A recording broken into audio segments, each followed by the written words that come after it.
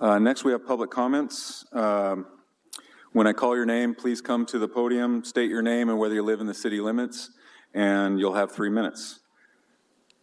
Let's start with Henry Ling. Hello. I live in unincorporated Woodinville around Cottage Lake, so on and so forth. I'm probably going to reintroduce in this, so apologize. All right. Hello, my name is Henry Ling. I have lived in Woodinville for around 4 to 5 years and attended Woodinville High School. I live here, buy things here, pay my taxes, and thanks to the inspiration of the music and arts department of Woodinville High School, I work here, specifically at Jam Academy Music School off Little Bear Creek Parkway in an industrial complex that, to my knowledge, is in talks to potentially be rezoned very soon to a mixed industrial location. Without that inspiration I had from music in high school, I very likely would be in a very different spot right now. However, North Shore has already begun cutting funding to various arts programs for the youth, including music. Therefore, as one of the 11 employees at Jam Academy, I have made it my mission to provide this service to the youth to get them interested and excited about music. And our business is currently providing service to 200 plus families. Our business has also been in this town for around 16 years. However, it is very likely that if this rezoning plan is enacted, we will effectively be shut down. This is because the cost of rent to operate under apartments is unrealistic and more exclusive to my business is the noise. It's not feasible for us to operate in like a schoolhouse district style environment, and you will effectively be pushing us out of your town. This would be a massive shame, as all the other established music schools, many of which are not small businesses and instead chains for music and arts, etc., already operate in these other towns. And our students still choose us not just because of convenience, but also quality of work. This means not only are we one of the only solidified music education services in this town, but many of our students come from outside this town, generating more revenue for us all. They do so because for many of our students, Jam Academy is not just a school, but a haven to express themselves musically, hang out with friends, and enjoy what is quickly becoming one of the last fun things to do in this town. When I moved out here, I expected this town to develop in such a way to account for more residents while still retaining the small businesses that give it its sense of community. But it's seemingly turning into a town that will only support chains and the ultra-rich business owners while forcing families and the youth to take their passion and money elsewhere. I believe there's another way to adjust for population increase while providing small businesses like mine with the space it needs to be successful, because otherwise the options in this area will just be to take a walk, eat Jack in the Box, taste wine, or go to another town, which aren't great choices for children. Oh, there we go. I urge the council not to rezone this industrial complex and instead find other ways to account for the population increase so that Jam Academy can provide those incoming families with the inspiration and passion for music, just like how this town did for me. Thank you. Thank you. Randy Banneker.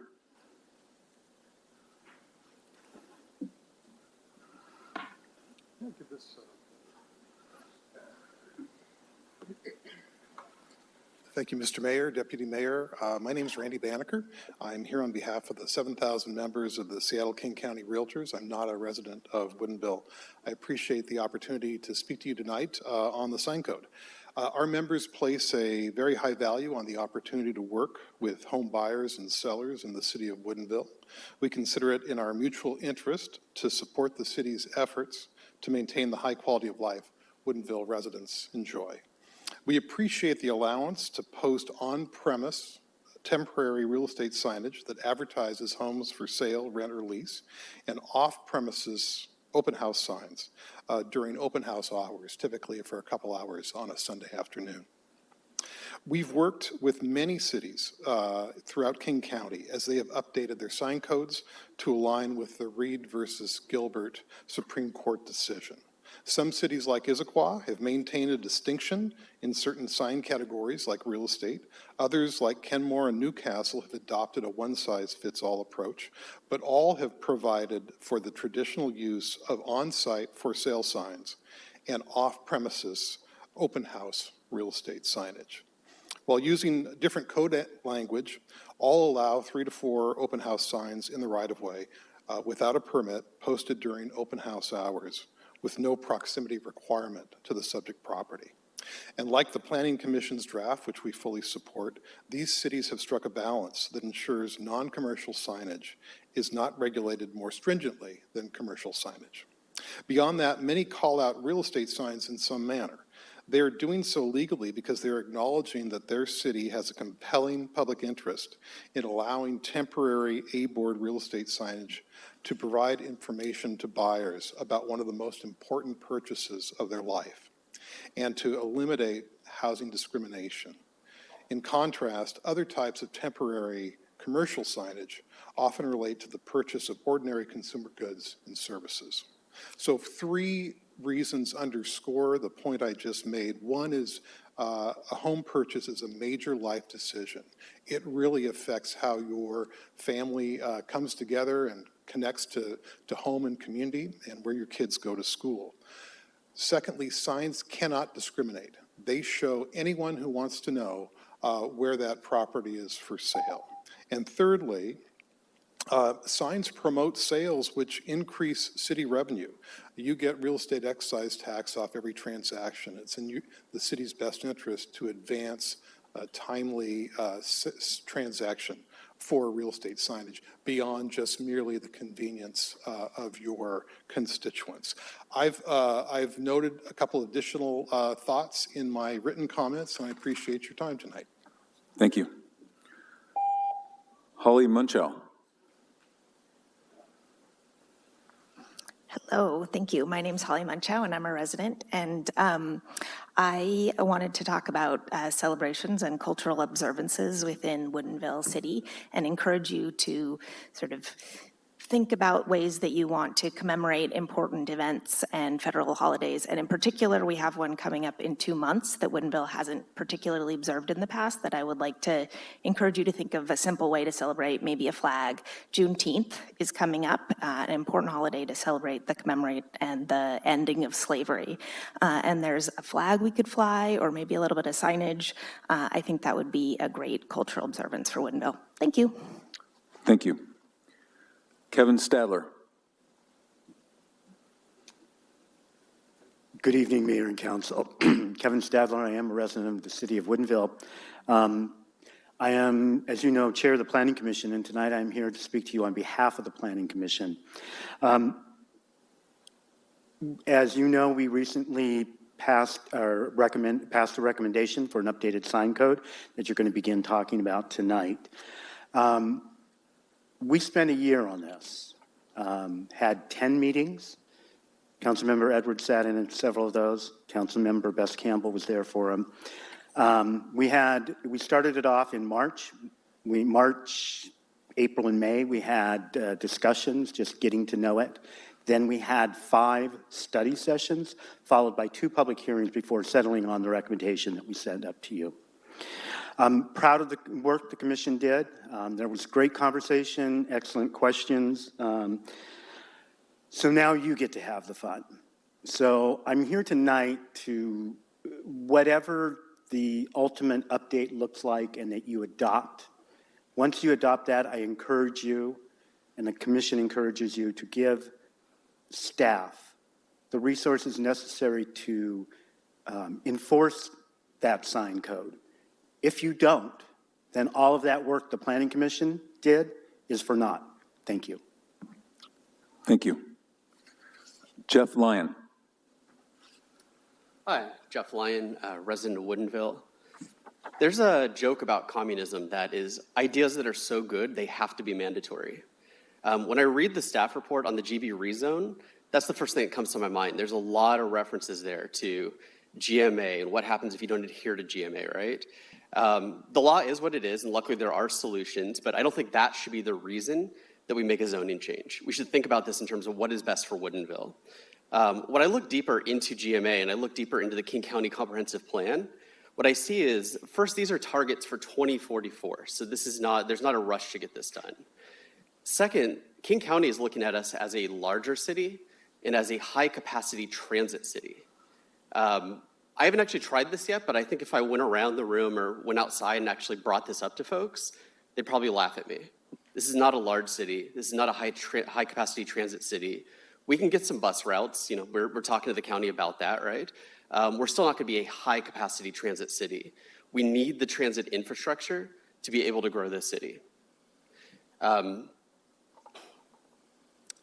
That's really all I have to say on it. Thank you. Thank you. Dave Hunter. Good evening, council and staff. Two different statements. One, I'm a resident. I'm an owner, Crown Views across town. May 4th is the Pollination Fest. You guys are supporting that. Thank you. It's getting much traction, and we should have probably a good 1,500 people slide on through, parking everywhere, and learning about all things pollinator. Second piece, as a Rotary hat, and also I'm on this pollination committee, we're listening to and contributing to the public works or the public spaces. We're looking to participate with the Rails East Trails. One of the possibilities that we're looking to do is bring Rotary clubs down from north down to south and see how we can bring outside voices and actions to bring in schools and councils and parks, et cetera, to contribute to pollination along this whole way. So this is just active going on. And then this last little part is, as an owner here in town I was on the wrong side of the tracks, and now I'm on the right side. What we've watched is Bellevue push their light industrials up to Redmond. Redmond went up and pushed them up to Woodinville and Bothell. Bothell's now up, and there's far less abilities for light industrial to actually work. And as I see this zoning going on, it just scares the crud out of me, because this is not easy on a small business. I'm the largest solitary mason bee company in the nation, world, headquartered here. But we've got 3 employees that live within the zones. One of my employees reached out to, Alana gave us some good advice on how to get into the low-income housing on the blue space right now. So we're trying to get everyone working here. As I've been here for 9-10 years in my spot, we put a lot of money into making things and racking things. And so I can contribute, or I can add, that his place does make a lot of noise. I'm one of his next door tenants. But we've got racking and equipment all through there. And for me to have to move from point A to I don't know where, it's probably going to cost us $70,000, $80,000 that isn't money that just comes out of nowhere, comes out of my personal pocket. And so my want here is to see what we can do to be business friendly and allow light industrial to stay as best we can. There's a lot of places using up spaces. This is wine country, and I get where I might have been able to use spaces, that's all wine country, but I'm looking for 4,000 or 5,000 square feet, and I don't think I'd fit underneath an apartment. So, thank you. Thank you.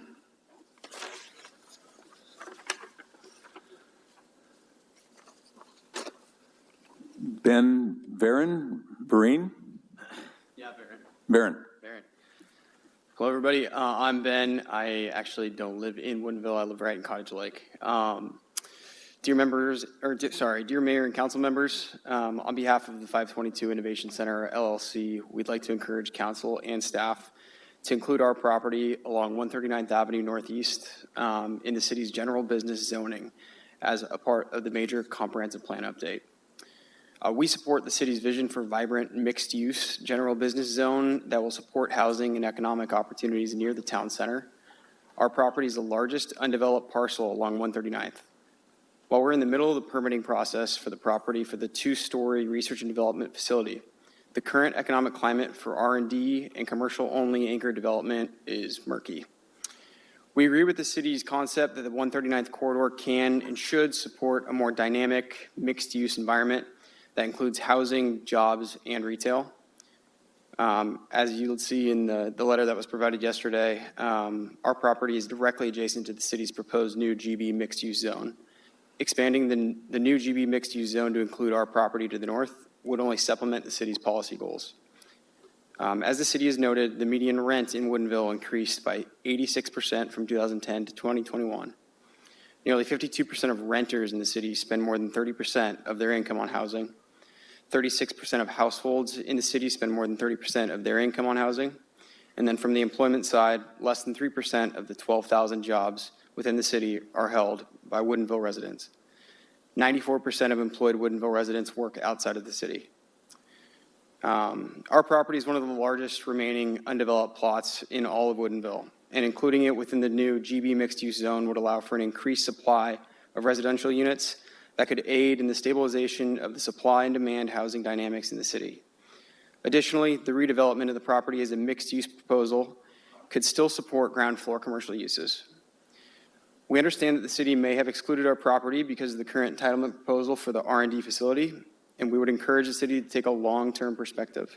Depending on the specifics of the future GB mixed-use zone and market conditions, the property may ultimately be best served as a mixed-use residential opportunity with the optionality for commercial or industrial ground floor uses. We will look forward to the city's deliberation on the Woodinville 2044 comprehensive plan update. We would be happy to discuss our property with the city if there are additional questions, and we look forward to the city's feedback. Thank you. Thank you. Alex Campbell.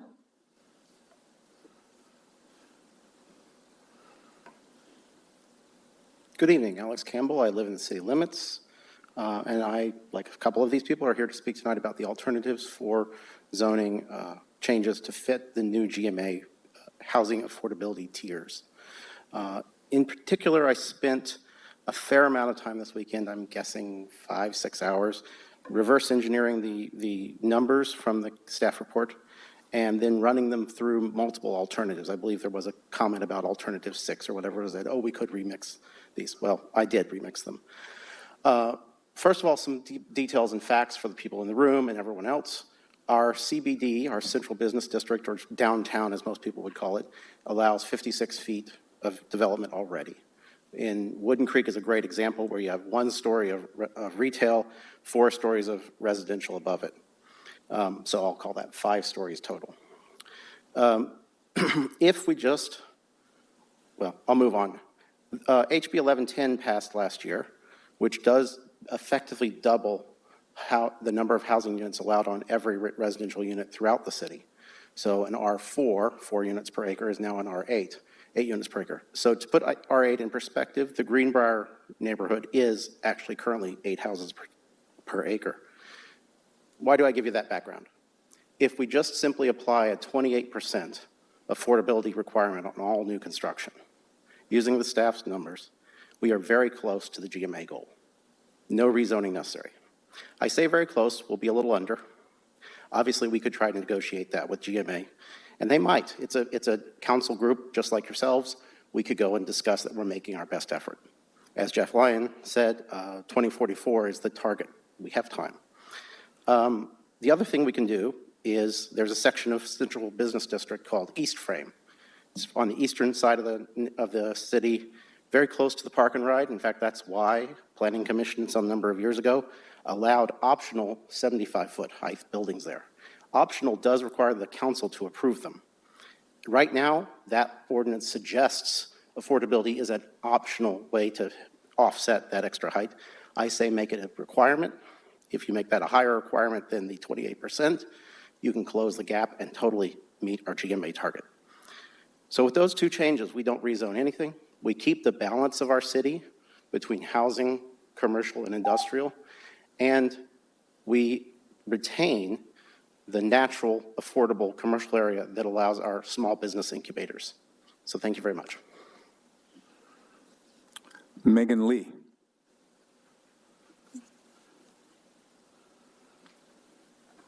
Good evening. I'm not a resident of Woodinville, but I am a business owner. I'm the business owner of Cloth Tattoo Embroidery, which is just across the street. It's been a business since 1975 in the same location, I think even before the city was organized. And we provide services to many other local businesses, the city itself, restaurants, wine cellars, graphic design and signage agencies, families, schools, teams, and students. And we're currently facing the rezoning of the light industrial areas, as Dave and other members of our community have talked about. And so I want to speak to help support the small local businesses in Woodinville, and hopefully that we can maintain the same services that we have been for many, many years. Thank you. Thank you. Do we have any virtual comments signed up or anything? Nope, okay, thank you. Oh, I'm sorry? Yeah, go ahead. State your name and whether you live in city limits, you have 3 minutes. Kim Faust with Main Street Property Group. I don't live in the city, but we own the schoolhouse district next door. I sent in some public comment to the council, but just want to speak on in support of the sign code. We need to support the retail. You know, we worked hard to get our retail into the schoolhouse district. They don't have enough signage. Some of them have already gone out of business due to, and their biggest reason is lack of signage. The sign code is definitely a step in the right direction, but I also think, you know, we partnered with Woodinville on that whole development, but there's been very little flexibility on the signage. We work in a lot of cities, and this is definitely the most restrictive on signage code that I've seen. One size may not fit all for all projects, and I encourage the council to allow some flexibility for projects via a development agreement or some other mechanism to work on specific projects that have maybe more specific needs. I can tell you, Schoolhouse District, we have 7 wineries along Wine Walk Row.